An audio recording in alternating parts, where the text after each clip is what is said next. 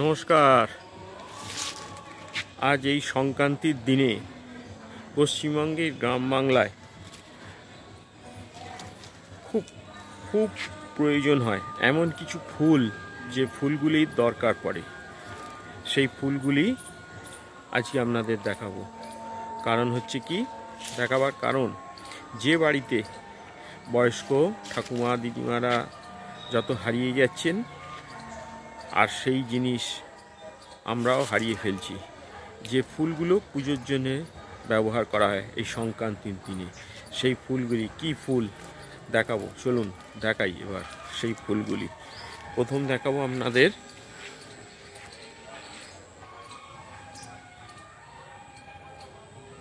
এই হচ্ছে মূলো ফুল, দেখতে পাচ্ছেন? এটি হচ্ছে মূলো ফুল। এরপর যেটি লাগে সেটি হচ্ছে এই সর্ষে ফুল।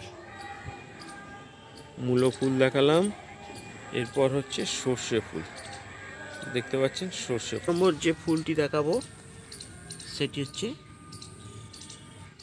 খেসার ফুল, দেখতে পাচ্ছেন এই খেসার ফুল।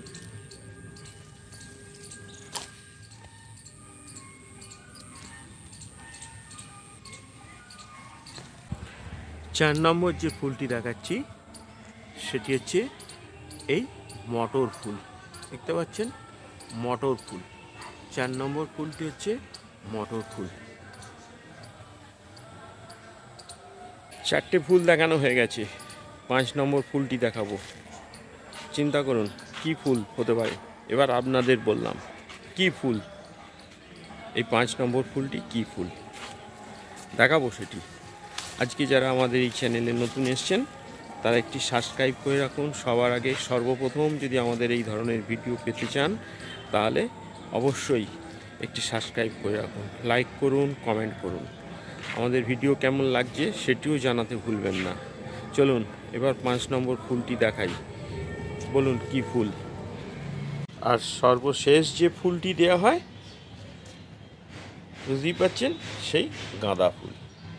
এবার কিভাবে দেওয়া হয়, দেবতাকে অর্পণ করা হয় এই সংক্রান্তির দিনে, আর কি করা হয় সব কিছু বলবো। আমাদের সঙ্গে থাকুন, দেখতে থাকুন আজকের ভিডিওটা। তারপর একটি ধান শীষের সঙ্গে এই ফুলগুলো ঠিক এইভাবে বাঁধা হয়, দেখতে পাচ্ছেন? ঠিক এইভাবে বেঁধে দেওয়া হয়। সর্ষে ফুল আছে, মূলো ফুল, খেসার ফুল, মটর ফুল এবং গাঁদা ফুল, দেবতাকে অর্পণ করার জন্য। কোন দেবতার পুজো করবেন সেটিও বলবো। এই মকর সংক্রান্তির আগে সূর্য দক্ষিণ গোলার্ধের কাছাকাছি অর্থাৎ উত্তর গোলার্ধের থেকে অপেক্ষাকৃত দূরে থাকে, যার কারণে উত্তর গোলার্ধে রাত দীর্ঘ, দিন ছোট হয় এবং এটি হয় শীতকাল। এই সময় মকর সংক্রান্তি থেকে সূর্য উত্তর গোলার্ধের দিকে অগ্রসর হতে শুরু করে, তাই এই দিন থেকে উত্তর গোলার্ধের রাতগুলি ছোট হয়, দিন দীর্ঘ হতে শুরু করে আর ঠান্ডা কমতে শুরু করে এই সংক্রান্তির দিন থেকে।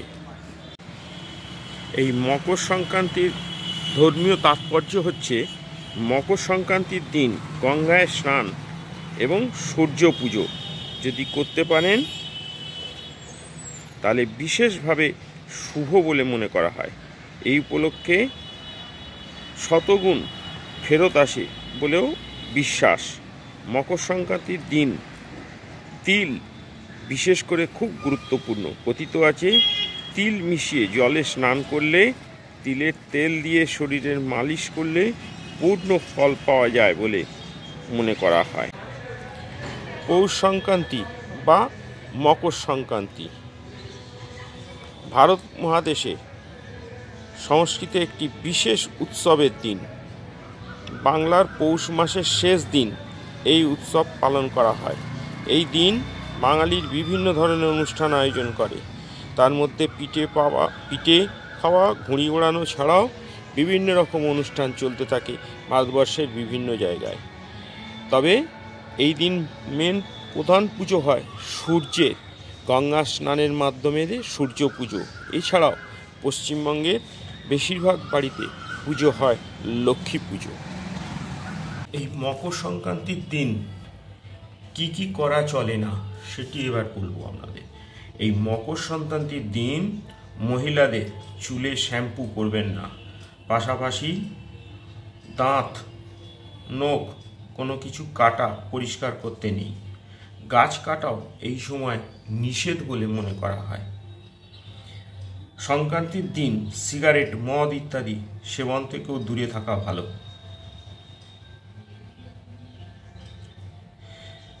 সংক্রান্তির দিন ভুলেও রসুন, পেঁয়াজ, মাছ, মাংস খাওয়া উচিত নয়।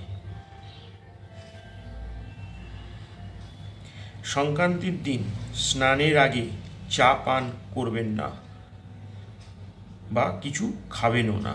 এদিন যদি বাড়িতে কোনো ভিখারি, সাধু, সন্ন্যাসী, বয়স্করা আসেন, তাদের খালি হাতে ফেরানো উচিত নয়। নিজের সামর্থ্য অনুযায়ী কিছু দান করুন, তবে তিলের কোনো বস্তু থাকলে অবশ্যই তাদেরকে দান করবেন।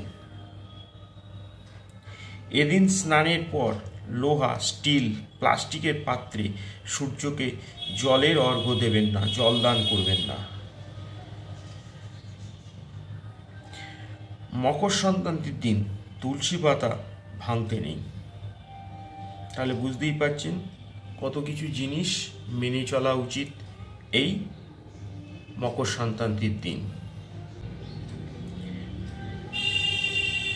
এদিন সূর্য নিজের পুত্র শনি রাশির মকরে প্রবেশ করবেন।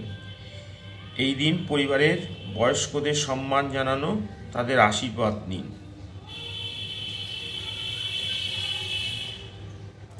এই দিন ঝাঁটা কেনা উচিত। মনে করা হয় ঝাঁটায় লক্ষ্মীর বাস, তাই এই দিন ঝাঁটা কিনলে ঘর সমৃদ্ধি হয়।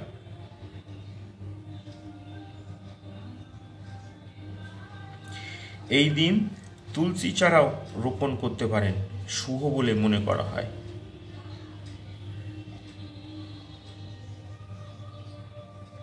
তাহলে বুঝতেই পারলেন এই মকর সংক্রান্তির কি কি করা উচিত, কি কি করা উচিত নয়, আজকে আপনাদেরকে জানালাম।